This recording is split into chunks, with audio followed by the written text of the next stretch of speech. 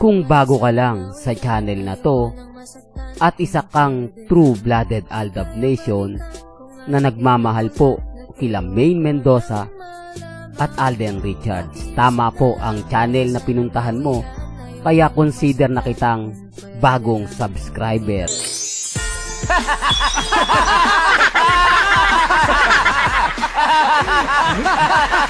Pinag-uusapan lang kami. Iba yung usapan eh. Kasi yung Pasko, talagang iba yung Christmas. Iba. Talagang Tsaka yung napanood natin, mga Dapper Cat. Oh, nakalagay malinaw na malinaw Mains tutorial, step by step. Ikaw yan eh. Ikaw yan eh. Welcome back, mga kaagam. Ito na naman po ang inyong lingkod, si Mr. Destiny. At siyempre, panibagong update, panibagong kaganapan ngayong weekend. Although throwback na naman ang video na pinakita ko at pinarinig sa inyo. Kasi nga po mga kaagam, ngayon ay family bonding moment. Po ba? Ng real life couple. Alam niyo, kapag sinasabi ko talaga yan, natutuwa po ako, pero maraming guilty at naiinis sa akin.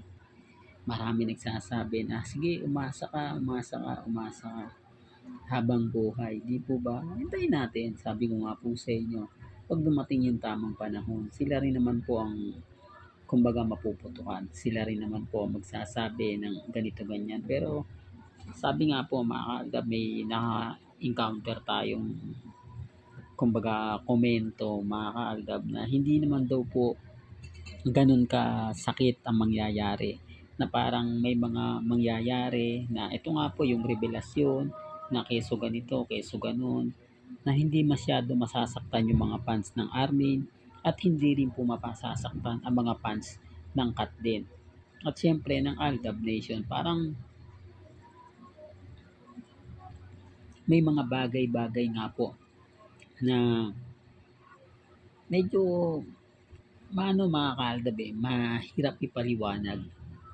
Yan nakakuha po natin sa isang komento sa isang website, mga kaaldab, na kung saan nga po, ito na nga po ba yung simula?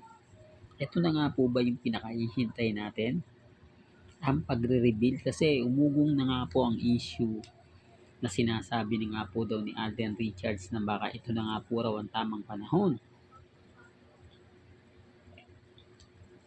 Na kung saan nga po, sinasabi niya na tatapusin niya na pag dumating po yung pagkakataon. Ito yung pinapaliwanag ko madalas. Sabi ko nga po sa mga mami, sa mga tita, sa mga senyor, maging relax lang po kayo. Maging matatag, maging kampante. Di po ba? Alam ko, medyo nahihirapan na rin po kayo.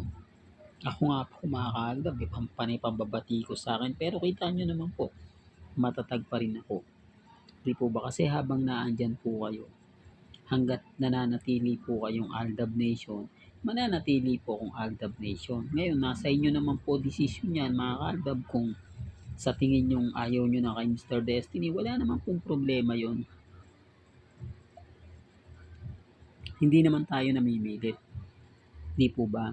Sabi ko nga po sa komento, may kanya-kanya tayong opinyon, may kanya-kanya tayong pananaw.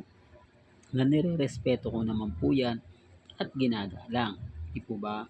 Basta't may nakukuha akong update patungkol kay Alden at kay Mengay, mga kaganapan ni Mengay sa Bulacan, yung bagong bahay na pinapagawa ni Alden Richards, yung mga kaganapan po ni Mama Ten, okay na po. Di po ba?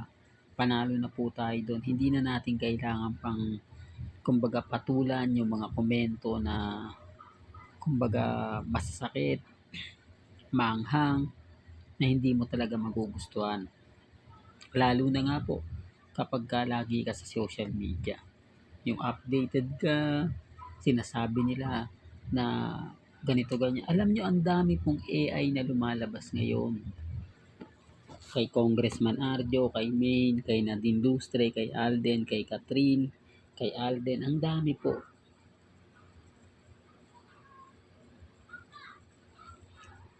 Pero lahat po yun AI lang.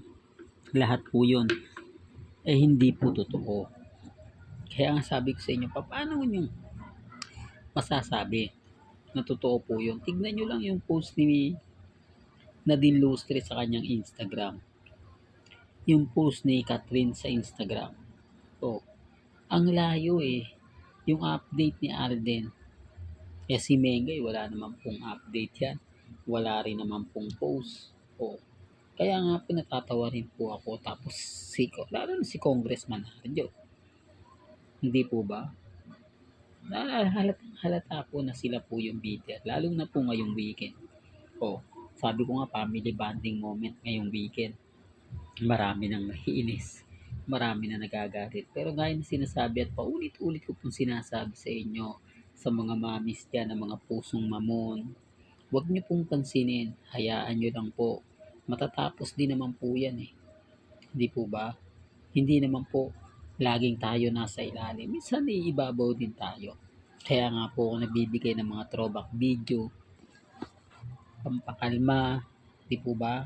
Pero ito hindi ko inedit. At least dito kampante ko na totoo.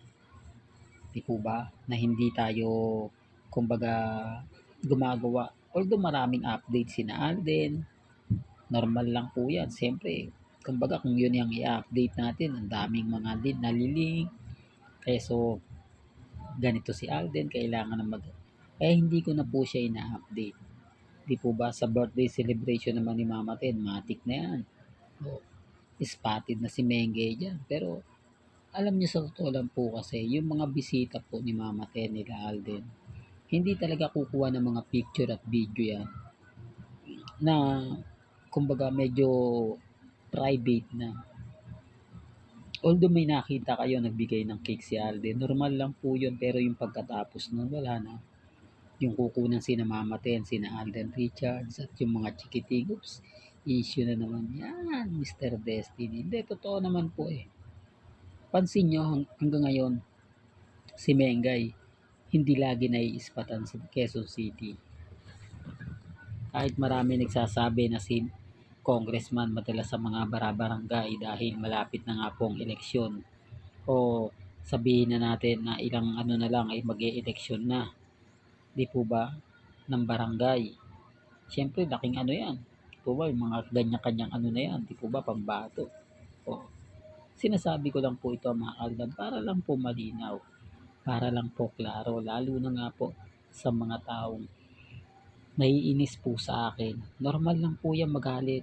Kasi alam po nila at ayaw na ayaw po nila na magiging trending po tayo. At siyempre, magiging bida ang Aldab Nation. Well, hanggang dito na lang po ang ating latest updates. Kaya kung gusto niyo pa po ng pinaka-latest at sariwang update, abay tumutok lang po kayo dito po sa channel ni Mr. Destiny para updated kayo sa mga bago at sa mga latest na i-upload po natin maya-maya lang. Hanggang sa muli, salamat po sa panonood at pakikinig.